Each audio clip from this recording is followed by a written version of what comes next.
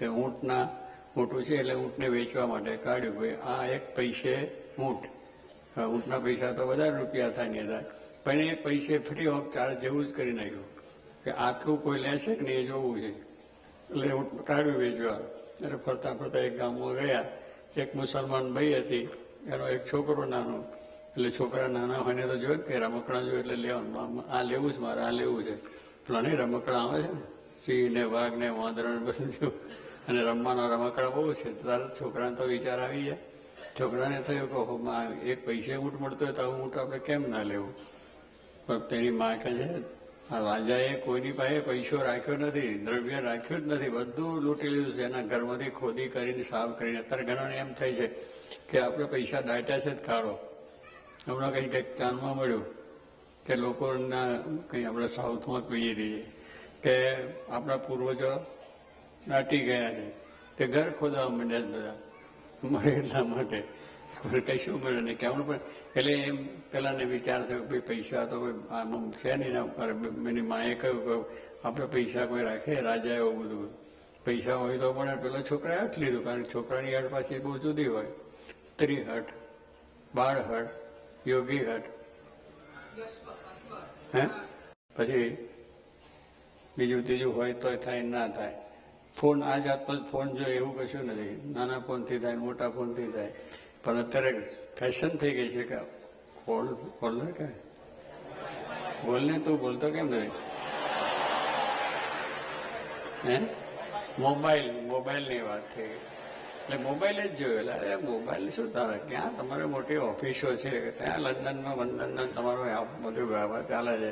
પણ અત્યારે નાના મોટા દરેકના હાથમાં ફરતું જ હોય ને દેખાય. એટલે એ પ્રમાણે પદાર્થોની અંદર આપણે બધું થઈ જાય છે અને દુઃખ થાય છે. તો એની ઈચ્છા રાખવી નહીં, મહારાજે કહ્યું. અને પછી એ પ્રમાણે પેલા એ મહારાજને ગમતું નથી. મેં કહ્યું ને કે ભગવાને એ બધું આવું થયું એટલે ભગવાને વિચાર્યો તો દુનિયા આખી દુઃખી થઈ જાય, દુઃખી માન્ય બધાને દુઃખ થાય.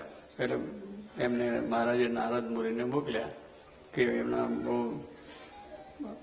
બધાનું કંઈ કરવું તેમની મારફતે થાય. હું જ્યાં તારે જો કરવું કોઈ ચેલો ગોતી રાખજે, તેની મારફતે બધું સારું થાય. એટલે નારદજીને મોકલ્યા ભગવાને, કાં તમે જાઓ ને કંઈક હરખું કરી આવો ને કાં તો બહુ મુશ્કેલી રહેશે. નારદજી તો એ બાબતમાં હોશિયાર અને જાણકાર ને પ્રવીણ હતા એટલે તરત ઉપડ્યા અને ત્યાં રાજાને પાસે ગયા. એની રાણીઓ પાસે બે હતી. એની રાણી હતી એક, એની પાસે એક આગલી રાણી મરી ગઈ હતી, બીજી રાણી હતી. એટલે એની પાસે સીધા ઉપડ્યા કે મોટા મોટો ઉપાય છે તો રાજાને ખબર પડી ગઈ. એટલે જઈને કહ્યું કે રાજા છે ને એ આગળ ભાઈ તમારી શોખ મરી ગયા છે ને એના પર બહુ હેત રાખે છે, અને એનું હાડકું છે એ મરી ગઈ છે, રાખ્યું છે, અને એને જોવે છે દરરોજ, તારે એને શાંતિ સુખ થાય ને તમારા પર તો કંઈ પ્રેમ જ નથી. અને આ શોખની વાત આવે એટલે બૈરાને ગમે ખરું? જરાય ના ગમે. એટલે કોઈ શોખ ઊભી કરશો નહીં ભલાથીને. એકને જ રાખો, બધું એકને જ રાખો, એમાં મજા છે. એક જાય તો ભગવાન ભજજો, પણ બીજું કરશો જ નહીં. હા કજિયા પહેલેથી ચાલ્યા છે ને અત્યારે ચાલે છે અનગણા. હા એક બે હવે પેલા બીજું કંઈ ના કરવું, આપણે બીજું ના કરવું, બૈરાય બીજું ના કરવું, આપણે ના કરવું. એક છે એનાથી ચલાવો. સુખ આવે તો સુખ ને દુઃખ આવે તો દુઃખ, પણ ચલાવો જ. એટલે આ રાજાને દુઃખ થયું. પેલા બૈરા આગલા બૈરા નતું. પેલા નારદજીએ કહ્યું કે એનું હાડકું રાખે. હાડકું તો ખરેખર આ ઋષિના એનાથી મળ્યું એને, એનું નહોતું. પણ નારદજીએ યુક્તિ લડાઈ દીધી અને બૈરાને એટલું કહ્યું. એટલે પછી આના મનમાં તરત પડ્યું કે હા બરોબર છે, આ તો ખોટું મારા ઉપર એ જ કરે, હજુ પેલાની ઉપર એ જ છે. તે પછી થયું એ પ્રમાણે કે છે પણ શું કે ક્યાં છે? એની ડાબડીમાં રાખે છે. એની પાસે એક ડાબડી છે, એમાં હાડકું છે. કારણ હાડકું પેલો ઋષિ નહોતું એટલે રાખે ને, કારણ પેલા દરિયામાં જવું કરવું એટલે એમાં રાખે છે અને એનાથી શાંતિ એને થાય છે. બસ બૈરાને કહ્યું એટલે જાણી લીધું કે એટલે પછી બધું કેવી રીતે કામ કરવું એ બધું પછી આવડી ગયું. બધો નકશો ગોઠવાઈ ગયો એકદમ ફર્સ્ટ ક્લાસ ડિઝાઇન સાથે. કઈ વખતે કેમ છે. પછી રાજા ખાવા આવ્યા, ખાવા બેઠા, પીરસ્યા અને ખાવા બધું પીરસે. પછી રાણી ત્યાંની પાસે એને બેઠો. ત્યારે પછી તો બધી વાત કરવાની તો ખાતી ગળે જ ફાવે ને.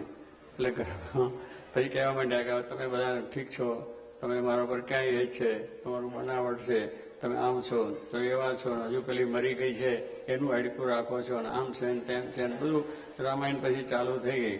એ ચાલુ પેલા રાજા બિશામાં પડી ગયો ત્યાં પેલું વાત ક્યાં છે મેં કરે છે મને તારો પર બહુ એ છે કે હું જાણું છું તમે બધી બનાવટ છે એટલે એ બધી વાત થઈ કે હાડકું એક રાખો એટલે પેલો કહે છે ક્યાં એટલે એ ખાતા ખાતા વાત કરી અને કરીને પછી પેલા હાડકું હતું એ જમાડવા બેઠી એને પછી આ વાત કરી પછી બહાર જઈ પેલી ડાબડીમાં એ હતું હાડકું એક ભઠ્ઠામાં નાખી દીધું અને એ ભઠ્ઠાની અંદર નાખ્યું રાખ થઈ ગયું એનું કર્યું પછી કહ્યું કે હા બરોબર તમારા કાળજામાં કાયમ રહેતું હતું મેં જોયું છે જાણ્યું છે તો કે ક્યાં જ ગયું તો બરી ગયું ભસ્મ થઈ ગયું રાજા ત્યાં